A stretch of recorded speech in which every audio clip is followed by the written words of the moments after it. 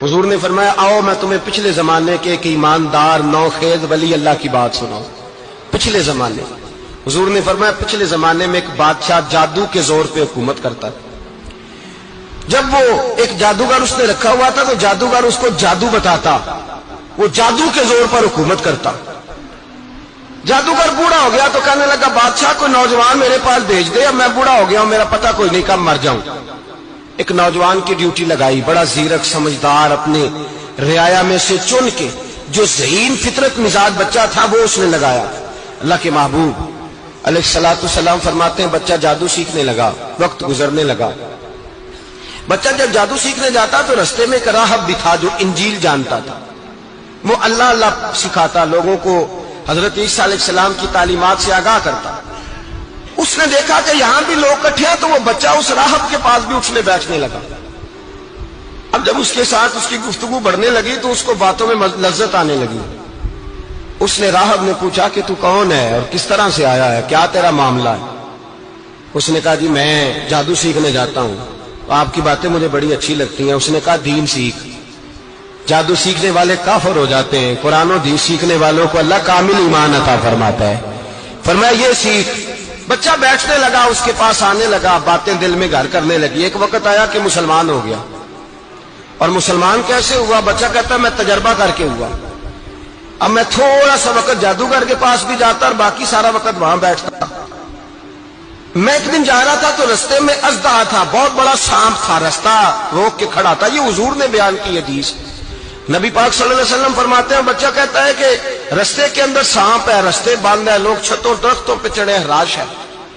کہتے چھوٹا سا روڑا میں نے اٹھایا تو میں نے کہا اللہ اگر جادوگر سچا ہے تو اسے مار دے۔ چھوٹا سا روڑا میں نے پھینکا، اژدہا کوئی نہ مرا۔ پھر چھوٹا روڑا اٹھایا، میں نے کہا اللہ اگر وہ عالم سچا ہے تو اسے مار دے۔ اب جب میں نے روڑا مارا تو اژدہا مر گیا۔ میرے اندر سے گواہی آئی نہیں دین کی باتیں سچی ہیں، نہیں قرآن کی باتیں اسلام سمجھانے کے لیے عرض کر رہا ہوں، اگرچہ اس دور میں انجیل تھی، اللہ رسول کی باتیں اچھی ہیں۔ کہتے میں مسلمان ہو گیا، اب میں نے راہب کے پاس ہی رہنا شروع کر دیا، جادوگر کے پاس چھوڑ دیا، اس بچے نے آنا۔ بادشاہ پوچھتا کہاں زیادہ وقت گزارتے ہو تو وہ بات گول کر دیتا۔ وقت تیزی سے بڑھنے لگا، اللہ نے اس نوجوان میں طاقت پیدا کر دی۔ اب وہ اس کے اندر نا اللہ نے توانائی روحانیت پیدا کر دی، ابھی جوان ہے، 14-15 سال عمر ہے۔ اللہ نے اب جو بیمار بھی آتا وہ دعا کرتا تو اللہ صحت عطا کر دیتا، جو بھی آتا۔ بادشاہ کا ایک درباری تھا، بادشاہ کو پنکھا جلتا تھا، وہ اندھا ہو گیا، کوئی ایسی تکلیف آئی کہ نابینا ہو گیا، بڑے علاج کرائے، شفا نہیں ہوئی۔ کسی نے اس بچے کا پتہ بتایا کانوں میں، اس کے پاس گیا تو بچہ کہنے لگا شفا تو ہو جائے گی پر کلمہ پڑھنا پڑے گا، مسلمان ہونا پڑے گا، جس پیغمبر کا میں غلام ہوں تجھے بھی بننا پڑے گا، دین پہ عمل کرنا پڑے گا، اللہ شفا دیتا ہے۔ اس نے کہا تو مجھے کلمہ پڑھا، مجھے شفا دے، میں تیار ہوں۔ اس نے کہا شفا تو اللہ دیتا ہے۔ اس نے اللہ تبارک و تعالیٰ کا ذکر کر کے دعا مانگی، یہ مسلم شریف میں حدیث ہے، طبرانی میں موجود ہے۔ اللہ نے اسے شفا دی، اس نے کلمہ پڑھنا شروع کر دیا۔ یہاں ایک نقطہ لکھا ہے ہمارے علماء نے، کہتے ہیں جب اللہ ولایت عطا کرتا ہے نا تو یہ سفید بالوں والے کا حصہ نہیں ہوتی۔ اگر جوانی میں کوئی آدمی توبہ کر کے تصوف کے راستے پہ چلتا ہے تو سب سے زیادہ ولایت اللہ اسے عطا فرماتا ہے، سب سے زیادہ ولایت اس کے پاس ہوتی ہے۔ ابھی اس کے بال کالے ہیں، چڑھتی جوانی ہے، دعا کی تو اللہ نے، اور حدیث پاک میں موجود ہے کوڑے آتے تو شفا یاب ہو جاتے، اندھے آتے تو شفا یاب، برس والے آتے تو اللہ سے دے۔ جوان ہے، بادشاہ کے پاس وہ واپس گیا، وہ جو آدمی جس کی آنکھیں ٹھیک ہوئی تھی۔ بادشاہ نے پوچھا کہ کیسے شفا ملی؟ تو کہنے لگا میرے رب نے شفا دی۔ بادشاہ سجدے کراتا تھا، اپنے آپ کو منواتا تھا، معاذ اللہ، کہنے لگا میرے علاوہ کون رب ہے؟ اس نے کہا وہی رب ہے جس نے تجھے پیدا کیا ہے، اور وہی رب ہے جس نے مجھے اندھے کو آنکھیں دی ہیں، وہی ہے میرا مالک۔ کہا اچھا تو مجھے نہیں مانتا؟ کہا نہیں میں اپنے رب کو مانتا ہوں۔ بادشاہ نے اسے سزا دی، ستایا، اس نے بچے کا پتہ بتایا، پھر بچے کو بلا کے ستایا تو اس راہب کا پتہ بتایا، راہب بھی قتل ہو گیا، نابینا بھی قتل ہو گیا۔ بادشاہ نے کہا سپاہیوں سے اس بچے کو لے جاؤ اور پہاڑ کی چوٹی پہ جا کے نیچے پھینکو تاکہ مر جائے۔ بچہ پہاڑ کی چوٹی پہ گیا تو ہاتھ اٹھا کے کہنے لگا یا اللہ میرے لیے نہیں اپنے لیے، میرے لیے نہیں اپنے لیے انہیں اپنی قدرت کے جلوے دکھا. میرے لیے نہیں.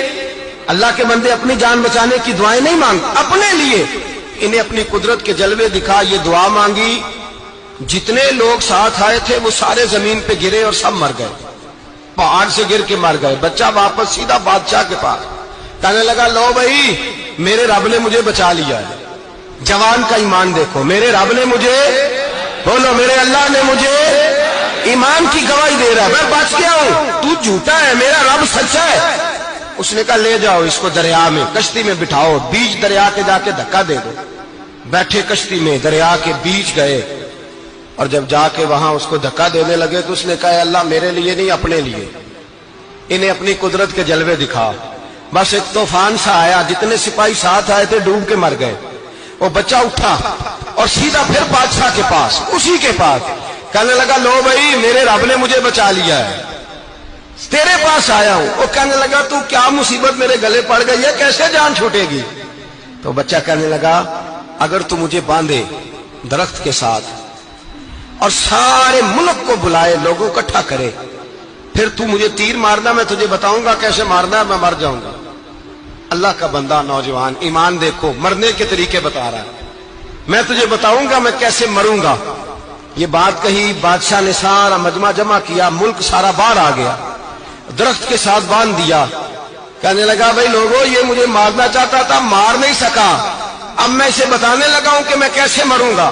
اسے کہو جب تیر مارے تو ساتھ میرے رب کا نام بھی لے, میں اپنے رب کے نام پہ جان دوں گا, ایمان کی پختگی میں اللہ کے نام پر جان دوں گا. اسے کہو رب کے نام پہ مارے, مر جاؤں گا.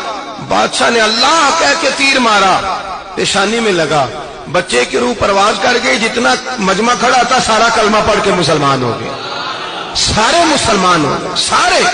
میرے رسول پاک سید عالم صلی اللہ علیہ وسلم نے نوجوانوں کو بتایا, جب تمہارے اندر ایمان کی قوت آئے گی تو اللہ تمہاری مدد کرے. فرمایا وہ نوخیز ولی تھا, ابھی جوان رانا تھا, ابھی اس کی پیشانی پر جوانی کے آثار تھے, لیکن اس نے اللہ کو راضی کیا, رب کریم کو راضی. ولایت کا مطلب بڑھاپا نہیں, ولایت کا مطلب وہ نہیں کہ جب بڑا لمبا وقت گزر جائے تو پھر آدمی آئے کہ نہیں اب کیا کرنا ہے, اب مسجد ہی ہے, اب تو اس کے علاوہ گزارا ہی کوئی نہیں. تو